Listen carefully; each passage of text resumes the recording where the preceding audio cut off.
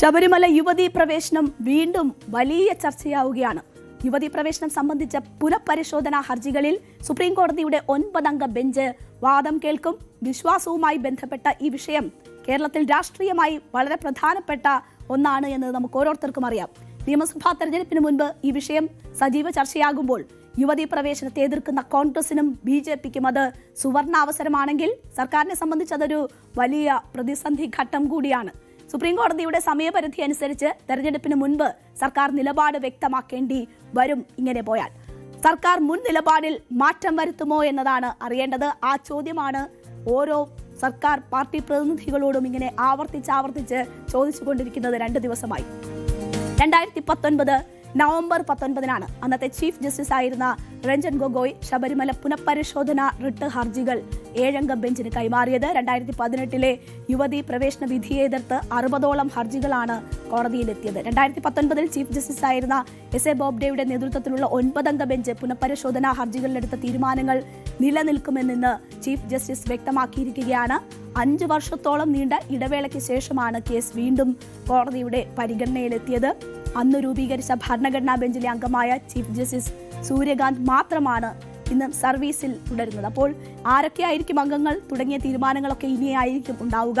എന്തായാലും ഇന്ന് കോടതി എടുത്തിട്ടുള്ള സുപ്രധാനമായുള്ള തീരുമാനങ്ങൾ നോക്കിയാൽ യുവതീ പ്രവേശനം സംബന്ധിച്ച പുനഃപരിശോധനാ ഹർജികളിൽ ഏപ്രിൽ 7 മുതൽ വാദം കേട്ട് തുടങ്ങാനുള്ളൊരു തീരുമാനമാണ് എടുത്തിരിക്കുന്നത്. അപ്പോൾ അധിക സമയമില്ല എന്നത് മനസ്സിലാകുന്നു.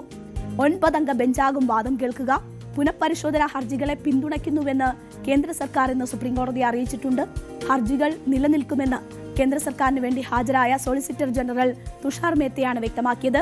യുവതീ പ്രവേശനത്തെ അനുകൂലിക്കുന്നവരുടെ വാദം ഏപ്രിൽ 7, 8, 9 തീയതികളിലും എതിർക്കുന്നവരുടെ വാദം 14, 15, 16 തീയതികളിലുമായിരിക്കും കേൾക്കുക.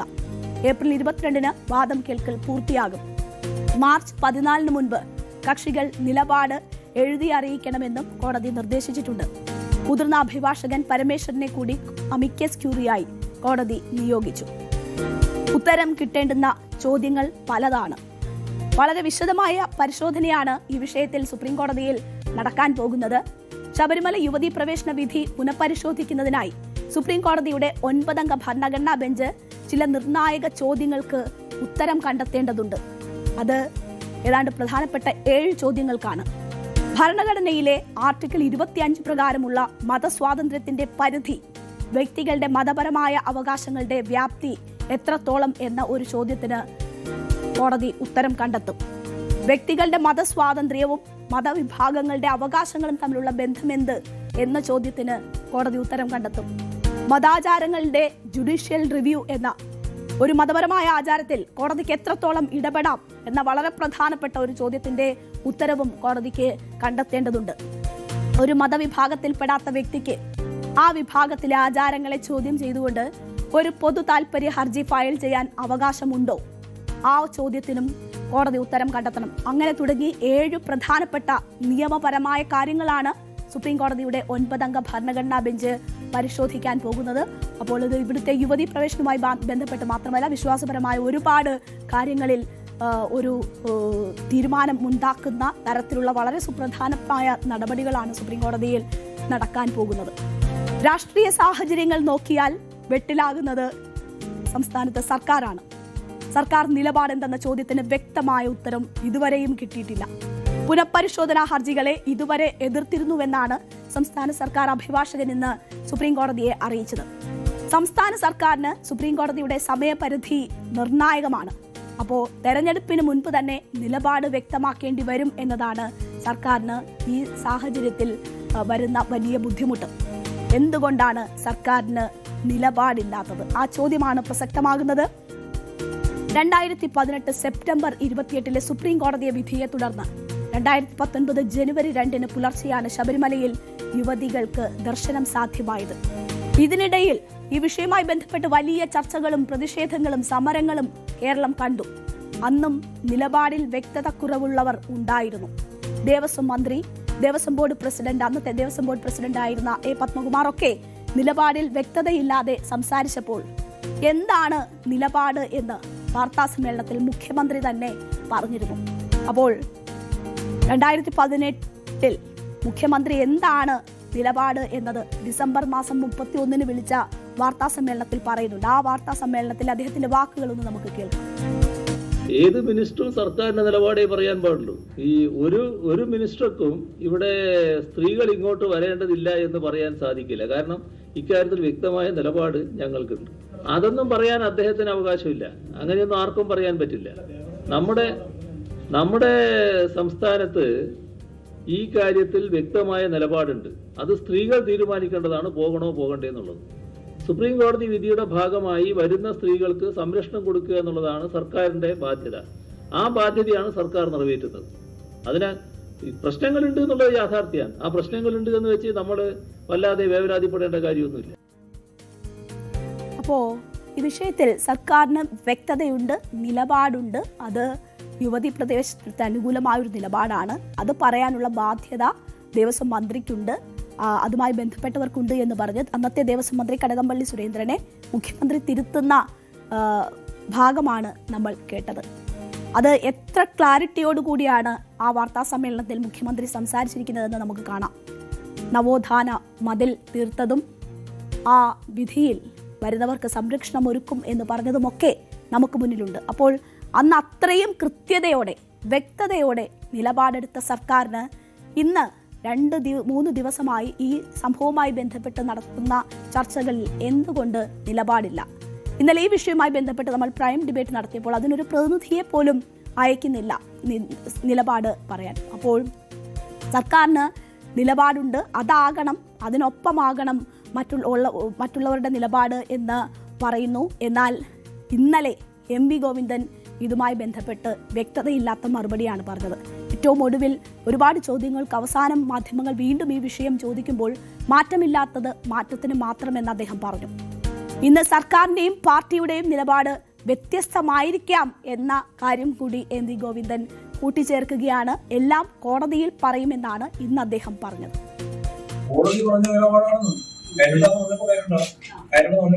കോടതി നിലപാടാണ് ഞങ്ങൾ എടുക്കുന്നത്. അല്ലാണ്ട് ഞങ്ങൾ ഇന്ന നിലപാട് സ്വീകരിച്ചു ഞങ്ങൾ പറഞ്ഞിട്ടില്ല. അത് കേട്ടെ ഈ കോടതിയുടെ മുമ്പിൽ വരും. നാളെ കോടതി നിലപാടാണ് സ്വീകരിക്കാൻ നോക്കിയിട്ട് ഞങ്ങളുടെ അന്തസ് എത്രയോ കാലമായി വരുന്നോണ്ടിരിക്കുക. ഞങ്ങളുടെ ഒരേ നിലപാട് സ്വീകരിച്ച് ജനാധിപത്യപരമായ അന്തസ്സാണ് ഞങ്ങൾ ഉയർത്തിപ്പിക്കുന്നത്. അല്ലാണ്ട് വേറെ അന്തസ് തോന്നിയിരിക്കുന്നു. കൂടുതൽ അന്തസ്സൊന്നുമില്ല. ജനാധിപത്യ അന്തസ്. ആ അന്തസ് ഉയർത്തിപ്പിടിച്ചുകൊണ്ടാണ് CPM ഉൾപ്പെടെയുള്ള അടുത്ത. അപ്പോ ഞങ്ങൾ കോടതിയിൽ പറഞ്ഞോളാം, അതൊരു നിലപാടല്ലല്ലോ. അങ്ങനെയുള്ള വ്യക്തതയില്ലാത്ത പ്രതികരണങ്ങളാണ് MP ഗോവിന്ദന്റെ ഭാഗത്തു നിന്ന് ഇപ്പോഴുണ്ടാകുന്നത്. ഒരു പക്ഷേ പാർട്ടിക്കും സർക്കാരിനും ഇക്കാര്യത്തിൽ 2 നിലപാടായിരിക്കും ഉണ്ടാവുക എന്ന് പറയുന്നു. അവിടെയാണ് മന്ത്രിയോട് മുഖ്യമന്ത്രിയായിരുന്ന പിണറായി വിജയൻ പറഞ്ഞത് ഇവിടെ ഒരു നിലപാടുണ്ട്, ആ നിലപാട് എല്ലാവർക്കും ബാധകമാണ് എന്ന് പറഞ്ഞത് ഇപ്പോൾ പാർട്ടിക്ക് ബാധകമല്ലാതാകുന്നോ? പാർട്ടിയും സർക്കാരും 2 വഴിക്കാണോ? അങ്ങനെ ഒരുപാട് സംശയങ്ങൾ ഉണ്ടാക്കുന്ന തരത്തിലുള്ള ഒരു മറുപടിയാണ് അദ്ദേഹത്തിന്റെ ഭാഗത്തു നിന്ന് ഇന്നുണ്ടായത്. യെസ് ഓർ നോ പറയേണ്ട സാഹചര്യമല്ല ഈ വിഷയവുമായി ബന്ധപ്പെട്ട് ഇപ്പോഴുള്ളത് എന്നത് നിയമമന്ത്രി പറയുകയാണ്. എല്ലാ വശങ്ങളും ആലോചിച്ച് സർക്കാർ തീരുമാനിക്കുമെന്നാണ് P രാജീവ് പറയുന്നത്. സർക്കാർ അന്ന് ചെയ്തത് സുപ്രീം കോടതി വിധി സുപ്രീം കോടതി വിധി അനുസരിക്കലാണ് അന്ന് ചെയ്തതെന്ന് മന്ത്രി പറയുന്നു. അല്ല, അന്നത്തെ ഞങ്ങളുടെ അഫിഡാവിറ്റ്, അന്ന് പഴയ അഫിഡാവിറ്റിൽ തന്നെ 4ാമത്തെ പാരഗ്രാഫിൽ പറയുന്നത് ഇതൊരു ആചാരവും ദീർഘകാലമായി തുടർന്നു വരുന്ന കാര്യങ്ങളായതുകൊണ്ട് ഹിന്ദു മത ആചാരങ്ങളായി ബന്ധപ്പെട്ട ആഴത്തിൽ പാണ്ഡിത്യമുള്ള ആളുകളും കറപ്റ്റ് അല്ലാത്ത സാമൂഹ്യ പരിഷ്കർത്താക്കളും ചേരുന്ന ഒരു കമ്മീഷനെ കോടതി കോൺസ്റ്റിറ്റ്യൂട്ട് ചെയ്തിട്ട് അവരുടെ അഭിപ്രായത്തിനാണ് പരിഗണന കൊടുക്കേണ്ടതെന്നാണ് അന്ന് ഞങ്ങൾ പറഞ്ഞത്. പക്ഷെ കോടതി അതെല്ലാം എടുത്തത്. അങ്ങനെ കമ്മീഷനെ സുപ്രീം കോടതി കോൺസ്റ്റിറ്റ്യൂട്ട് ചെയ്തില്ലല്ലോ. നാം കാണേണ്ടത് യുവതീ പ്രവേശനത്തിനൊപ്പം സുപ്രീം കോടതിയുടെ വിധി വന്നു, സ്വാഭാവികമായിട്ടും ബൈൻഡിംഗ് ആണ്. അതേ സുപ്രീം കോടതി തന്നെ റിവ്യൂ ചെയ്യാൻ തീരുമാനിച്ചു. ആ റിവ്യൂ ചെയ്യുമ്പോൾ ഇപ്പൊ സ്റ്റേ ഇല്ല. ആദ്യത്തെ വിധി സ്റ്റേ ചെയ്തിട്ടുള്ള റിവ്യൂ ഈ ചോദ്യങ്ങൾ അപ്പോഴിപ്പോൾ വേണമെങ്കിൽ ആ വിധി ഓർഡർ ആണെന്ന് പറയാലോ. പക്ഷെ അങ്ങനെ കാരണം സ്വാഭാവികമായിട്ട് സുപ്രീം കോടതി റിവ്യൂ ചെയ്യാണ്. ആ റിവ്യൂ ചെയ്യുമ്പോൾ അവർ തന്നെ പറഞ്ഞു ആദ്യം ഈ 7 അടിസ്ഥാന പ്രശ്നങ്ങൾ ചർച്ച ചെയ്തിട്ടേ ഇതിലേക്ക് വരുള്ളൂ. അപ്പൊ നമ്മളോട് ഈ 7 പ്രശ്നങ്ങളിൽ കോടതി എന്തൊക്കെയാണോ ആവശ്യപ്പെട്ടിട്ടുള്ളത് ആ കുറെ കൂടി സങ്കീർണമാണല്ലോ. ഇതൊരു ഒബ്ജക്റ്റീവ് ടൈപ്പ് ചോദ്യമല്ലല്ലോ, 1 മിനിറ്റ് കൊണ്ട് പരിഹാരം കാണാവുന്ന ഒരു സംഗതി അല്ലല്ലോ ഇത്. ഇതൊരു സങ്കീർണമായ ഭരണഘടനാ പ്രശ്നങ്ങളാണ്. സുപ്രീം കോടതി തന്നെ 9 അംഗ ബെഞ്ച് എന്ന് പറഞ്ഞാൽ വളരെ അസാധാരണമായിട്ടല്ലേ 9 അംഗ ബെഞ്ച് വരിക, ഭരണഘടനാമായ പ്രശ്നങ്ങളുടെ പരിശോധിക്കുക. നമ്മളപ്പോ അതിനകത്ത് എല്ലാ വശവും നോക്കും. ഞാൻ പറഞ്ഞു, ഞങ്ങൾ തന്നെ നേരത്തെ കൊടുത്ത സ്റ്റാൻഡ് അംഗീകരിച്ചിരുന്നില്ല. ഞങ്ങളെടുത്ത സ്റ്റാൻഡ് എന്തായിരുന്നു? നിങ്ങളത് പറയാത്തോണ്ടാണ്. വിധി എങ്ങനെ വന്നു? സർക്കാർ പിന്തുണച്ചുകൊണ്ടാണ് വിധി വന്നേ.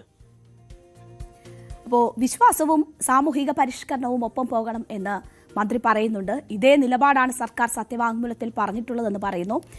ഇന്ന് സത്യവാങ്മൂലത്തിലെ ഒരു ഭാഗത്തിലേക്ക് അദ്ദേഹം ശ്രദ്ധ ക്ഷണിക്കുന്നുണ്ടായിരുന്നു. നേരത്തെ കൊടുത്തിരുന്ന സർക്കാർ സത്യവാങ്മൂലത്തിന്റെ ഇത് വിശ്വാസവുമായി ബന്ധപ്പെട്ട വിഷയത്തിൽ ആചാര്യന്മാരുമായൊക്കെ ആലോചിച്ച് തീരുമാനമെടുക്കണമെന്ന സത്യവാങ്മൂലത്തിലെ ഭാഗത്തിലേക്കാണ് പി രാജീവ് ശ്രദ്ധ തിരിച്ചത്. അന്നത് കോടതി കേട്ടില്ല, അമിക്കസ് ക്യൂറിമാരെ നിയോഗിക്കുകയായിരുന്നു, കോടതി തീരുമാനമെടുക്കുകയായിരുന്നു എന്ന് പറയുന്നു. അപ്പോൾ ആ ഭാഗത്തിലേക്ക് കേന്ദ്രീകരിച്ചുകൊണ്ട് അങ്ങനെ ഒരു ന്യായീകരണം കൊണ്ടുവരാനുള്ള ശ്രമമാണ് CPM നടത്തുന്നത്, സർക്കാർ നടത്തുന്നത് എന്നതാണ് മനസ്സിലാകുന്നത് അദ്ദേഹത്തിന്റെ വാക്കുകളിൽ നിന്ന്. എന്തായാലും ശബരിമല സ്ത്രീ പ്രവേശനത്തിൽ സുപ്രീം കോടതിയിൽ സർക്കാർ നൽകിയ സത്യവാങ്മൂലം തിരുത്തണമെന്ന് പ്രതിപക്ഷ നേതാവ് VD സതീശൻ ആവശ്യപ്പെടുകയാണ്. സത്യവാങ്മൂലം ഇന്ന് തന്നെ തിരുത്തണം, സർക്കാരിന് ഇക്കാര്യത്തിൽ ഒരു വ്യക്തതയില്ല. UDF സർക്കാർ വന്നാൽ സത്യവാങ്മൂലം തിരുത്തി നൽകുമെന്നും VD സതീശൻ ഇതുമായി ബന്ധപ്പെട്ട് പ്രതികരിച്ചു. ഇന്നലെ വളരെ കൃത്യമായിട്ട് പറഞ്ഞല്ലോ, സർക്കാർ തിരുത്തണം, അഫിഡവിറ്റ് തിരുത്തണം. സർക്കാർ നേരത്തെ പറഞ്ഞിട്ടുണ്ടായിരുന്നു ഇതിൽ മാറ്റം ഉണ്ടാവുക എന്ന് പറഞ്ഞുകൊണ്ടാണ് പല സംഘടനകളെയും കബളിപ്പിച്ച് ആഗോള അയ്യപ്പ സംഗമത്തിന് ക്ഷണിച്ചത്. നേരത്തെ മാപ്പ് പറഞ്ഞിട്ടുണ്ടായിരുന്നു നേരത്തെ നിലപാട്. ഇപ്പൊ സുപ്രീം കോടതിയിൽ ഗവൺമെന്റ് കൊടുത്തിരിക്കുന്ന അഫിഡവിറ്റ് തിരുത്തണം. അത് തിരുത്തിയില്ലെങ്കിൽ ഇവരുടെ കാപട്യം പുറത്തു വരും. അത് ഈ ഗോവിന്ദന് മനസ്സിലായില്ലെങ്കിൽ ഞാൻ എന്ത് ചെയ്യാൻ പറ്റും? പച്ചക്കല്ലേ പറഞ്ഞത്, മലയാളത്തിലല്ലേ പറഞ്ഞത്. നീ വേറെ വല്ല ഭാഷയിലും പറഞ്ഞാലേ മനസ്സിലാവുള്ള. മലയാളത്തിലല്ലേ ഞാൻ പറഞ്ഞത്. ഇന്നലെ തിരുത്തണം. ഗവൺമെന്റ് ഉരുണ്ട് കളിക്കുകയാണ്, അഴകുഴമ്പൻ സമീപനമാണ്. ഇന്ന് വരുമ്പോൾ അത് പറയണം, ഞങ്ങൾ തിരുത്താൻ പോകുന്നു, ഞങ്ങൾ തിരുത്തി അഫിഡവിറ്റ് ഇന്ന് കൊടുക്കാം. 10 മിനിറ്റ് മതി ഒരു അഫിഡവിറ്റ് തയ്യാറാക്കാൻ. എന്തായാലും പൂർവാധികം ആവേശത്തിലാണ് VD സതീശൻ ഇതുമായി ബന്ധപ്പെട്ട് പ്രതികരിക്കുന്നത്. അദ്ദേഹത്തിന്റെ സംഭാഷണത്തിൽ കാണാം മറ്റൊരു സുവർണാവസരം ഒരുങ്ങി വരുന്നതിന്റെ സന്തോഷം അദ്ദേഹത്തിനെ സംബന്ധിച്ചുണ്ട്.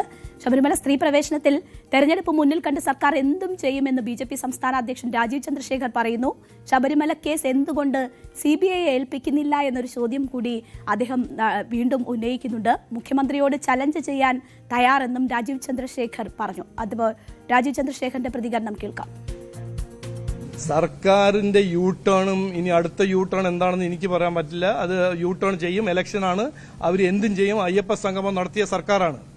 അപ്പോൾ ഇവര് എന്തും ചെയ്യാൻ കഴിവുള്ളൊരു സർക്കാരാണ്. നിങ്ങൾക്ക് ആത്മാർത്ഥമായി ഇതിന്റെ പിന്നിൽ ആരാണെന്ന് കണ്ടുപിടിക്കാൻ താല്പര്യം ഉണ്ടെങ്കിൽ ശകല ഉളുപ്പുണ്ടെങ്കിൽ CBIന്റെ ഇത് കേസ് എന്തിനു റെഫർ ചെയ്യുന്നില്ല? കാരണം ഇതില് 3 സ്റ്റേറ്റ് ഇൻവോൾവ് ആണ്. കർണാടകയുണ്ട്, കേരളമുണ്ട്, തമിഴ്നാടുണ്ട്. അത് CBIക്കല്ലേ അന്വേഷിക്കാൻ പറ്റുള്ളൂ. ശബരിമല വിഷയവുമായി ബന്ധപ്പെട്ടും ശബരിമല സ്വർണ്ണക്കൊള്ളയുമായി ബന്ധപ്പെട്ടുമൊക്കെ അദ്ദേഹം അഭിപ്രായം പറയുന്നുണ്ട്. കോടതി തന്നെ CBI തെളിയിച്ച കേസുകളുടെ എണ്ണമൊക്കെ ചോദിച്ചിട്ടും അദ്ദേഹം CBIയെ വിടാൻ ഒരു ഉദ്ദേശവും ഇല്ല എന്നാണ് മനസ്സിലാകുന്നത്. എന്തായാലും BJPയെ സംബന്ധിച്ചും ഇതൊരു അവസരമാണ്.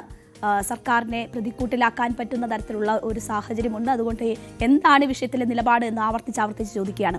ഇതുകൊണ്ട് മാത്രം തീരുന്നില്ല. NSSും SNDPയും ഉയർത്തുന്ന സമ്മർദ്ദവും സർക്കാരിനെ സംബന്ധിച്ച് ഏറെയാണ്. യുവതീ പ്രവേശനത്തെ സർക്കാർ എതിർക്കണമെന്ന് ആവർത്തിച്ച് ആവശ്യപ്പെട്ടിരിക്കുകയാണ് NSS നിലപാടിൽ ഒരു മാറ്റവുമില്ല. സംസ്ഥാന സർക്കാർ ആചാര സംരക്ഷണത്തിനായി നിലപാടെടുക്കുമെന്ന് പ്രതീക്ഷിക്കുന്നതായാണ് ഇന്നും NSS general secretary G. Sukumaran Nair ഇതുമായി ബന്ധപ്പെട്ട് പ്രതികരിച്ചത്.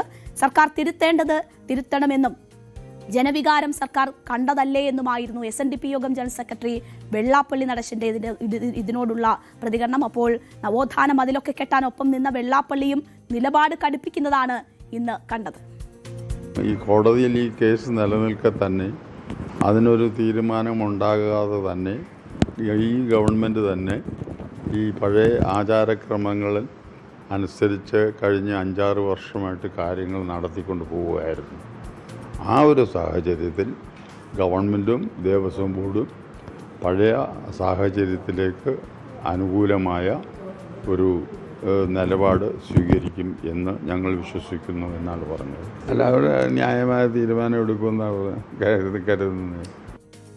സ്ത്രീ പ്രവേശനം അനുവദിക്കാത്ത ഒരു സാഹചര്യം ഉണ്ടാക്കി ഈ രാജ്യത്തെ അയ്യപ്പ ഭക്തരെ കൂടുതൽ ആകർഷിപ്പിക്കാവുന്ന രീതിയിലേക്ക് ഒരു തീരുമാനം ഉണ്ടാകുവാൻ നമുക്ക് പ്രാർത്ഥിക്കാം. അത് സർക്കാർ തിരുത്തേണ്ടതെന്ന് ചോദിച്ചാൽ തിരുത്തേണ്ടവർ തിരുത്തണം. അന്ന് ജനവികാരം കണ്ടല്ലോ. ആ ജനവികാരത്തിന്റെ അടിസ്ഥാനത്തിൽ പിന്നീട് സർക്കാർ അതുകൊണ്ട് തിരുത്തിയതിന്റെ പ്രവർത്തനം കൊണ്ട് തിരുത്തിയായിട്ട് നമുക്ക് കാണാൻ സാധിക്കുമായിരുന്നല്ലോ. അത് നടപ്പാക്കാനുള്ള വലിയ വികാരങ്ങളോ അതിൻ്റെതായ ഒരു ചടുതലതയോ അല്ലെങ്കിൽ അതിനൊരു പ്രഷറോ പിന്നെ ഗവൺമെന്റ് കാണിച്ചില്ല. അത് ജനവികാരം മനസ്സിലാക്കിക്കൊണ്ട് തന്നെയാണ്. നവോത്ഥാനം അതിലിനൊപ്പം നിന്ന മൂന്നാം പിണറായി സർക്കാർ വരും എന്ന് ആവർത്തിച്ച് പ്രവചിക്കുന്ന വെള്ളാപ്പള്ളി പറഞ്ഞാൽ ഇനി മറിച്ചെന്തെങ്കിലും ചെയ്യാൻ സർക്കാരിനാകുമോ? സ്ത്രീ പ്രവേശനത്തെ അനുകൂലിച്ച് 2007 VS അച്യുതാനന്ദന്റെ നേതൃത്വത്തിലുള്ള സർക്കാർ സുപ്രീം കോടതിയിൽ നിലപാട് അറിയിച്ചിരുന്നു. പിന്നീട് ഉമ്മൻചാണ്ടി സർക്കാർ ഇതിനെ എതിർത്തെങ്കിലും 2018 പിണറായി സർക്കാർ സ്ത്രീ പ്രവേശനത്തെ അനുകൂലിച്ച നിലപാടാണ് വീണ്ടും സുപ്രീം കോടതിയെ അറിയിച്ചത്. ഇതിന് പിന്നാലെയാണ് കോടതി ഒരു നിർണായക വിധി പുറപ്പെടുവിച്ചത്. സ്ത്രീ പ്രവേശനത്തിൽ ശക്തമായ നിലപാട് സർക്കാർ എടുത്തതിന്റെ ഫലമായാണ് യുവതീ പ്രവേശനം അന്ന് സാധ്യമായത്. സ്ത്രീ പ്രവേശനത്തെ അനുകൂലിച്ചതും നവോത്ഥാന മതിൽ തീർത്തതും തുടർന്ന് നടന്ന ലോക്സഭാ തെരഞ്ഞെടുപ്പിൽ വോട്ടായില്ല. പക്ഷേ വൻ തിരിച്ചടി നേരിടേണ്ടുന്ന സാഹചര്യവും ഉണ്ടായി. അത് ഒരു ഇരുത്തി ചിന്തിക്കലിന് CPM-നെ പ്രേരിപ്പിച്ചു. പിന്നീട് വീടുകൾ കയറി നിലപാട് തിരുത്തി പറഞ്ഞാണ് CPM വിശ്വാസം തിരിച്ചുപിടിച്ചത്. ഒരിക്കൽ കൈപൊള്ളിയ സ്ത്രീ പ്രവേശനം വീണ്ടും ചർച്ചയാകുമ്പോൾ കൈപൊള്ളാതിരിക്കാനുള്ള ജാഗ്രതയാണ് ഇപ്പോൾ CPM കാട്ടിക്കൊണ്ടിരിക്കുന്നത്. പക്ഷേ നിലപാട് എന്നത് 4 വോട്ടിന് വേണ്ടി പണയം വെക്കാമോ എന്നതാണ് ഉയരുന്ന ചോദ്യം. നവോത്ഥാന മതിലിൽ കൈ ചേർത്ത് പിടിച്ചവരെ മറന്ന് നിലപാടെടുക്കാൻ CPM-നാകുമോ?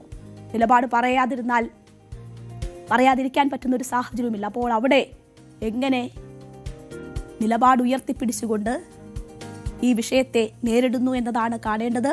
പക്ഷേ തെരഞ്ഞെടുപ്പ് അടുത്തിരിക്കുന്ന ഒരു സാഹചര്യത്തിൽ അതിനുള്ള സാധ്യതകൾ വളരെ കുറവാണ് എന്നതാണ് മനസ്സിലാകുന്നത്. സർക്കാരിന്റെ ഭാഗമായിട്ടുള്ളവരുടെ ഇതുവരെയുള്ള പ്രതികരണങ്ങൾ തെളിയിക്കുന്നതും അതാണ്. എന്തായാലും അത് വലിയ ചർച്ചയായി ഈ തെരഞ്ഞെടുപ്പിൽ മാറുന്ന ഒരു സാഹചര്യം ഉണ്ടാകുന്നു എന്നതാണ് നമ്മളിപ്പോൾ കാണുന്നത്. കൂടുതൽ വാർത്തകൾക്ക് News 18 Keralam YouTube channel subscribe ചെയ്യുക.